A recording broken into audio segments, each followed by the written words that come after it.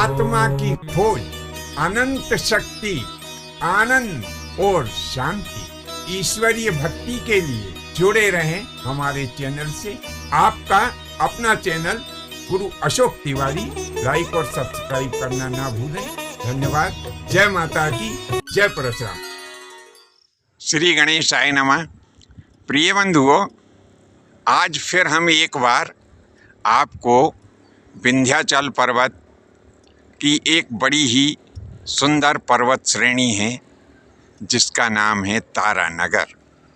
यह तारानगर पर्वत श्रेणी जो है, यहाँ पर एक बड़ा ही सुंदर सरोवर बना हुआ है।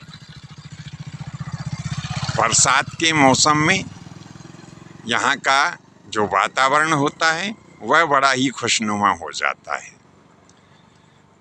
यह स्थान पर्यटन के लिए बड़ा ही सुंदर और अच्छा स्थान है। तो चलिए, बने रहिए हमारे साथ में और लेते हैं हम सरोवर का आनंद। बड़ा ही सुंदर और मन को भाने वाला वातावरण यहाँ पर है। यह देखिए, कहीं पर ये गौ माता अपना भोजन करके बैठी हुई है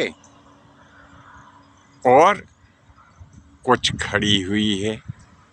भैंसें भी भोजन करके और आराम कर रही हैं। ऐसा अद्भुत और सुंदर वातावरण आपको देखने के लिए मिलेगा विंध्याचल पर्वत की जो पर्वत श्रेणी है, जिसे तारानगर के नाम से जानते हैं। बड़ा ही सुंदर और प्रसन्नतादायक यहाँ की प्राकृतिक छटा है।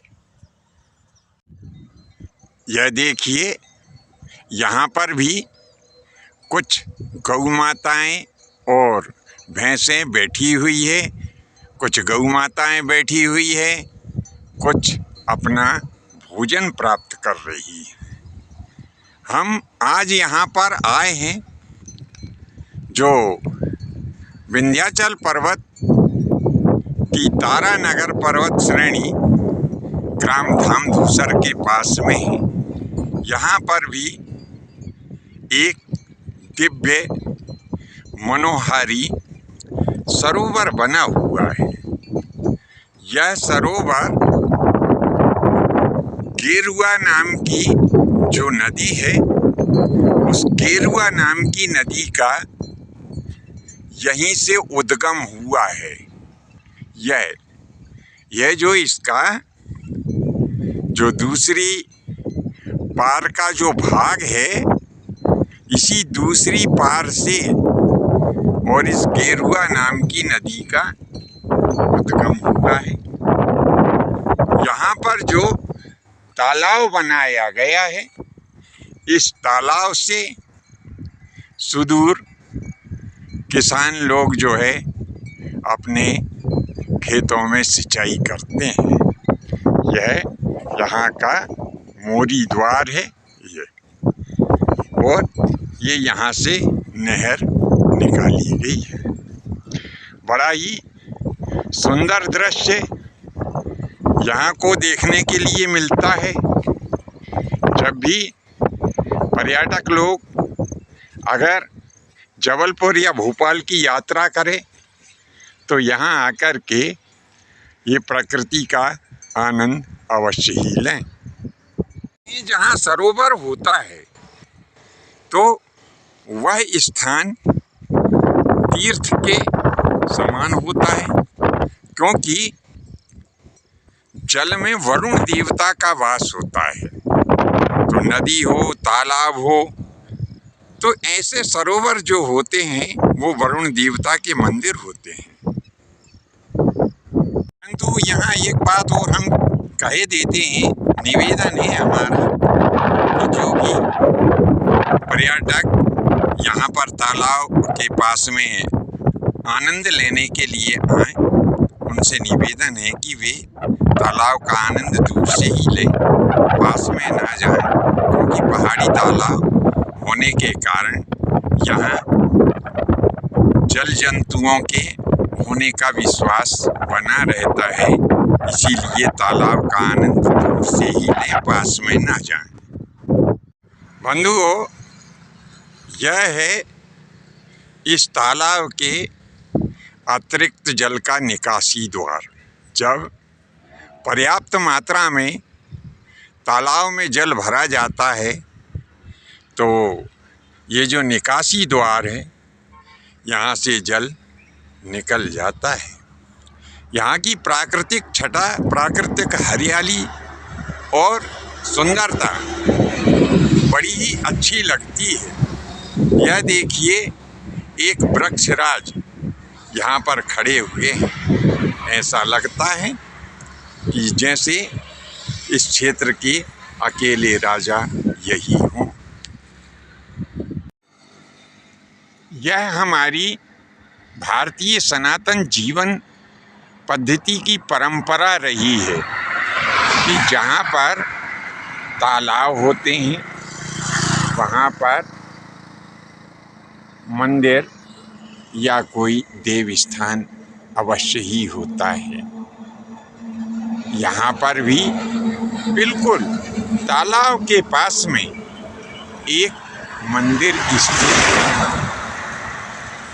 हमारा ऐसा योग रहा कि जब हम यहाँ पर आए तो पुजारी जी उपस्थित नहीं थे।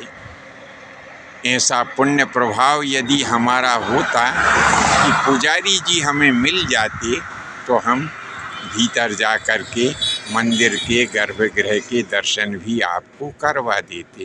खैर, जब भी हमें ऐसा योग प्राप्त होगा तो हम इस दिव्य मंदिर के भीतर जो देव मूर्ति विराजमान है उनका दर्शन आपको अवश्य ही करवाएंगे। बंधुओं, इस स्थान को तारा नगर कहा जाता है। स्थान के नाम के पीछे निश्चय ही उसका कोई ना कोई इतिहास तो होता है। अब इस जगह का नाम तारा नगर क्यों पड़ा, इसका हमारे पास में कोई ऐतिहासिक या पौराणिक साक्ष्य नहीं है, परंतु इस क्षेत्र के आसपास देवी यानी माता जी की प्रतिमाएं अधिक प्राप्त होती हैं। तो ऐसा संभव है कि हो सकता है कभी पुराने समय में यहाँ पर भगवती तारा देवी का मंदिर रहा हो और इस स्थान का नाम तारा नगर रख दिया गया हो। माननीय बंधुओं, यह प्रस्तुत विषय वस्तु आपको कैसी लगी? यदि अच्छी लगी हो तो चैनल की सदस्यता लें और बगल में जो एक निशान बना हुआ है अंगूठे का, इस अंगूठे के निशान को दबाएं और अपने एक या दो इष्ट मित्रों को भी इसे प्रेषित करें। आज के लिए बस इतना ही। शेष अगले भाग में नए विषय के साथ में उपस्थित होंगे। आज्ञा दीजिए। धन्यवाद। जय माता की, जय परशुराम जी।